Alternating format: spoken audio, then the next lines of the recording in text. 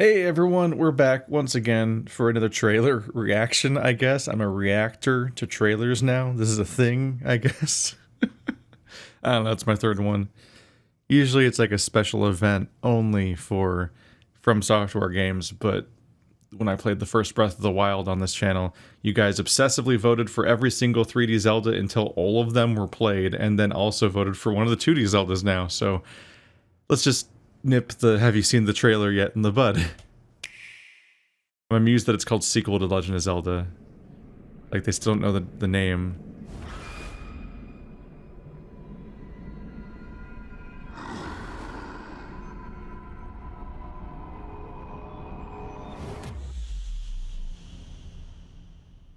Bye. Well, short story.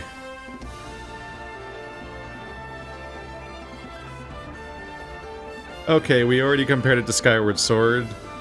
Like, I played Skyward Sword and constantly learned, wow, that's a lot of Breath of the Wild mechanics. I guess they started here. So seeing that, that's one of the most Skyward Sword visuals you could have showed me. What was the tentacle goop? Oh goodness, we're gonna burrow through surfaces.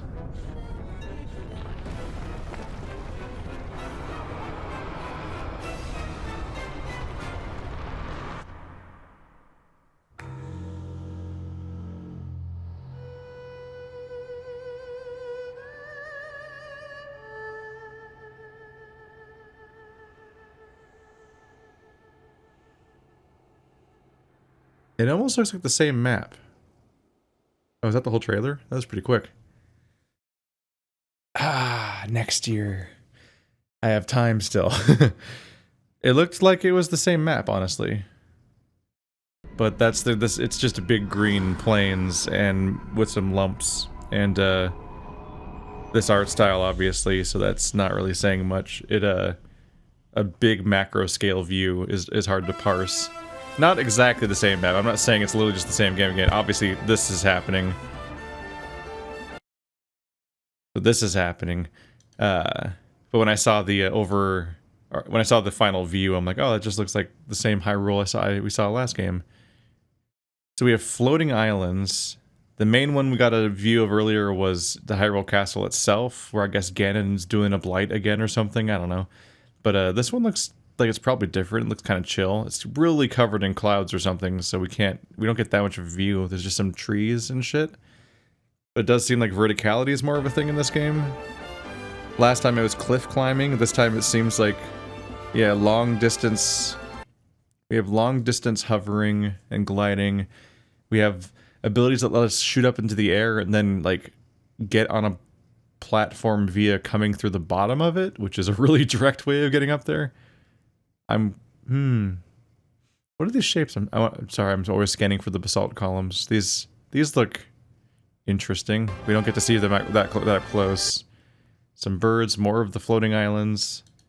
It seems to be the primary thing they're showing us here is that a very brief look at some enemies. This guy. Maybe a replacement for those overarching guardian dudes. This is a very familiar sight.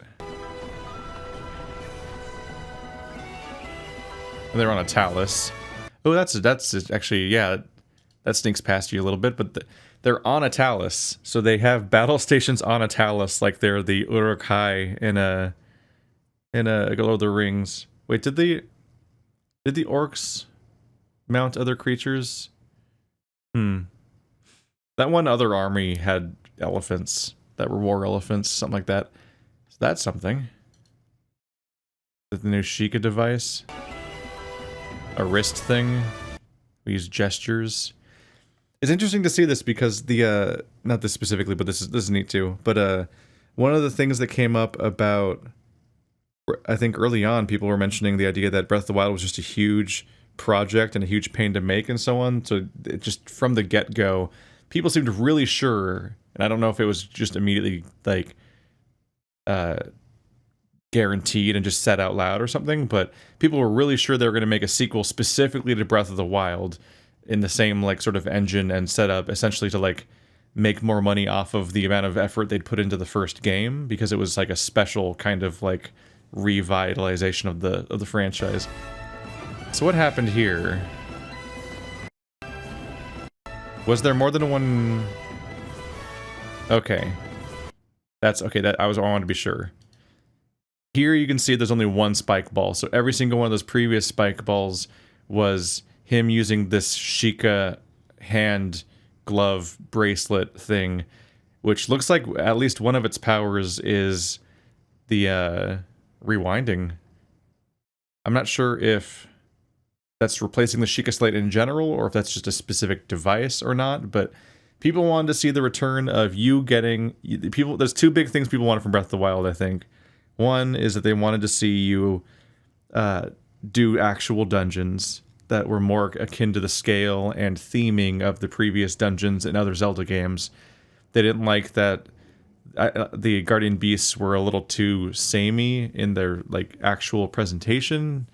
Basically, people want elements, as was my takeaway. People want like fire and ice. Like this is the themed dungeon. Here's the haunted dungeon, and here's the ice castle dungeon or whatever, as opposed to different themed animal contraption creatures that all had their own very different feel and style last time, but it was more in the bizarreness of how you interacted with them. They're really cool the way you'd figure out how to move them around and rearrange them, and each one had its own rule set to learn as you went on. But now that I've gone back and played the entire franchise, there are differences.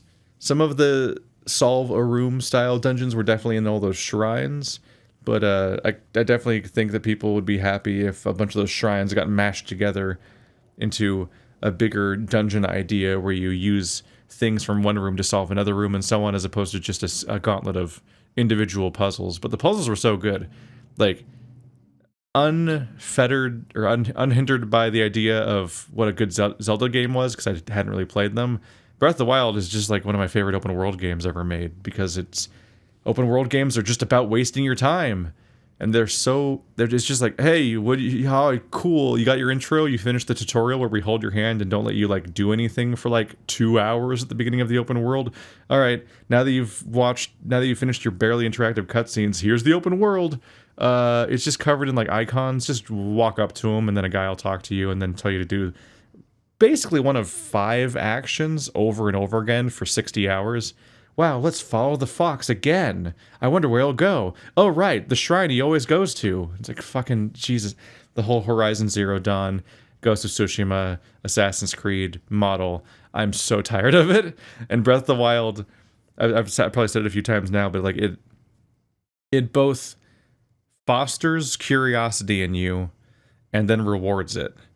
Instead of just putting stuff in front of you and being like, oh, wow, there's a thing over there.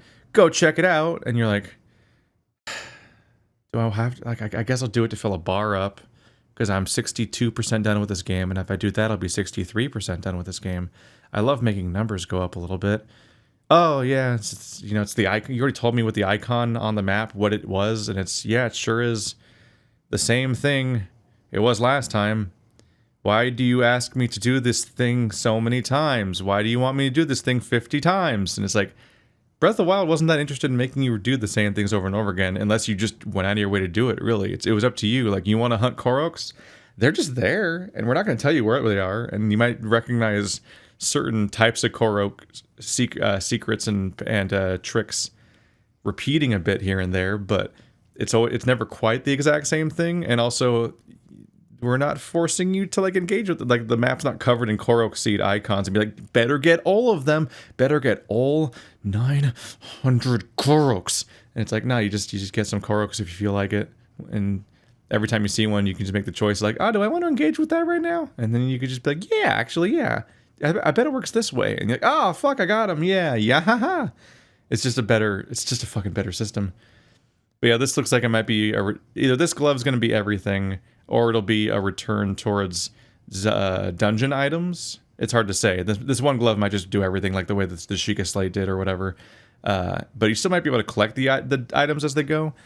I figured they might be able to find a sweet spot where they might have... I mean, it really depends on their design philosophy of the entire franchise to some extent for this particular Breath of the Wild system, but they could just give us all the powers again on an island, in the tutorial area, and then just let us run free, which lets us just fucking go crazy. And the freedom there was neat last time, how you could just go in different directions. Like, I just went into the desert first, and everyone was like, no, don't do that, how dare you, and people complained at me all the time. But at the same time, a lot of people were like, wow, this is my favorite playthrough because you just went there, and you could, and you got away with it largely. And it's like, yeah, you just pick a direction and go. You can take 50 episodes to meet Impa because you've got things to do, and you're doing that stuff because you want to, as opposed to because a bunch of checklists are being like, yeah, be able to do this.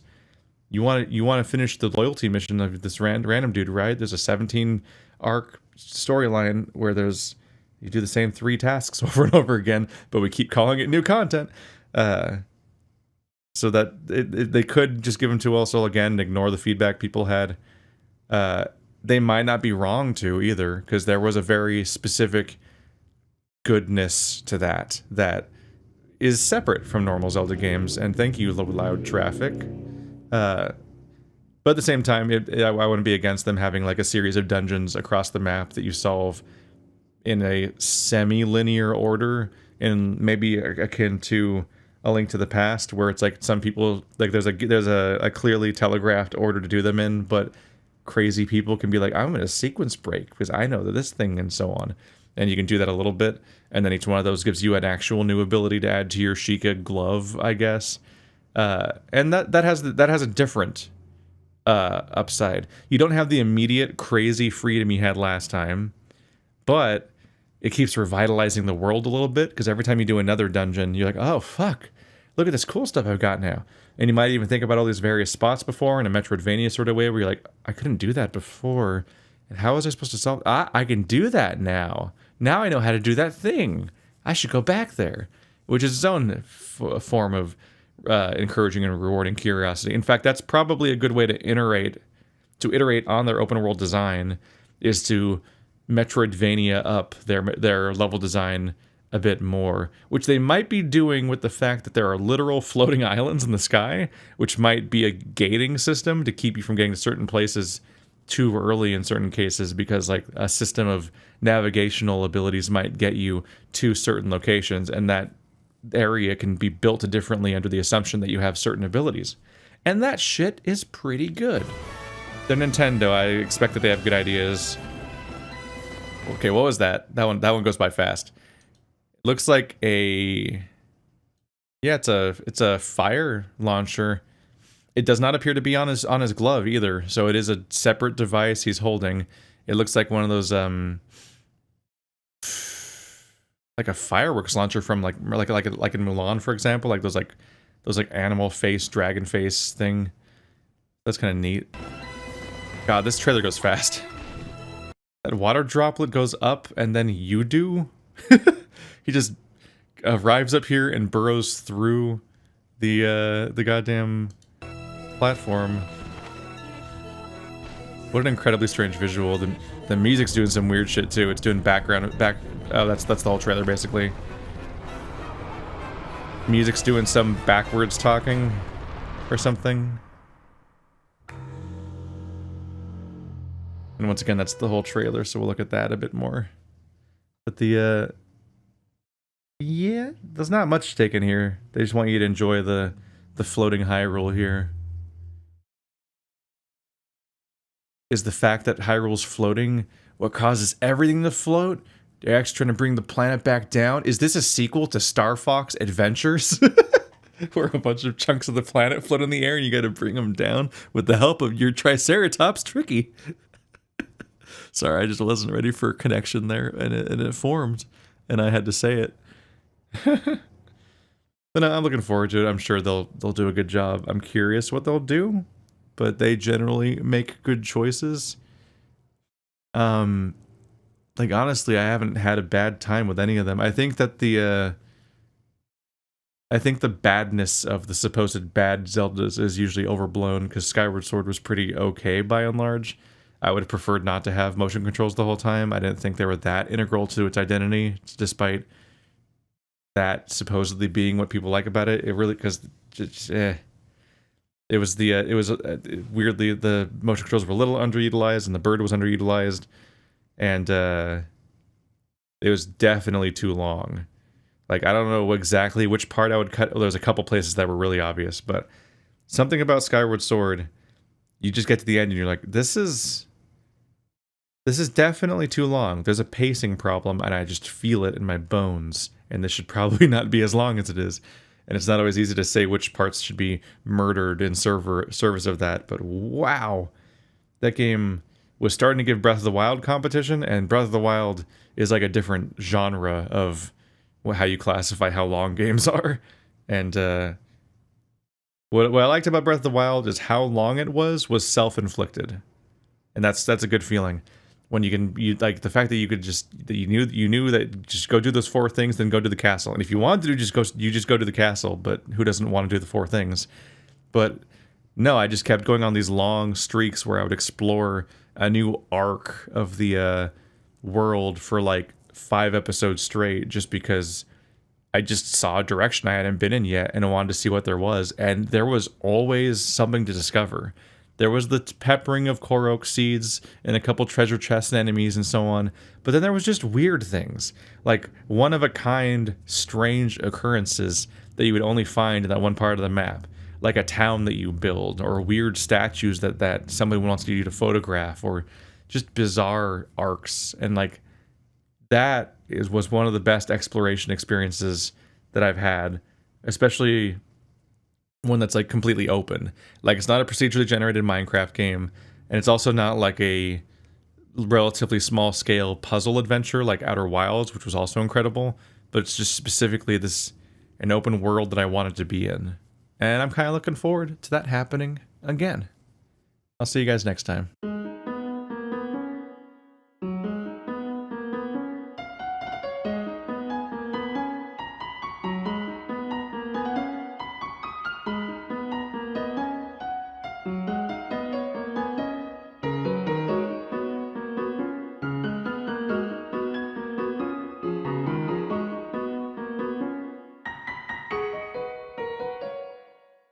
Hang on, I just saw this thumbnail. 3 Life is Strange games coming to Nintendo Switch. What the fuck does that mean? Your choices matter in these emotional, supernatural tales.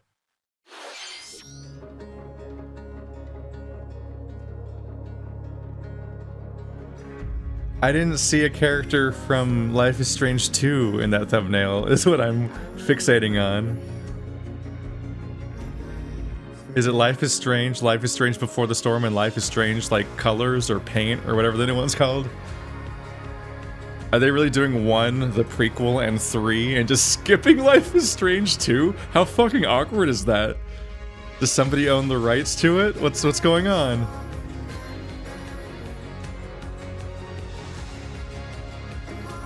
What?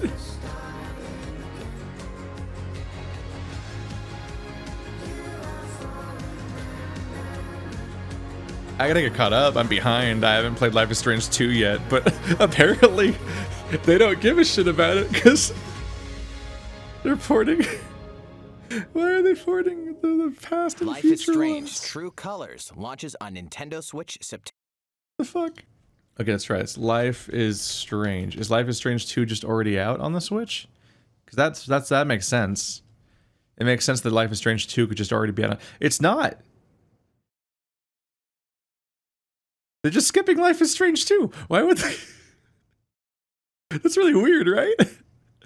This isn't the Life is Strange, like, trilogy. I mean, I guess, like, these are 2 campaigns tied to each other, even though this one's fucking trash, and Life is Strange 2 is its own thing. But how fucking funny is it? It's like, we're gonna put the entire franchise on Switch, except that one. Did Life is Strange 2 not go well? Is it not good? I haven't played it yet.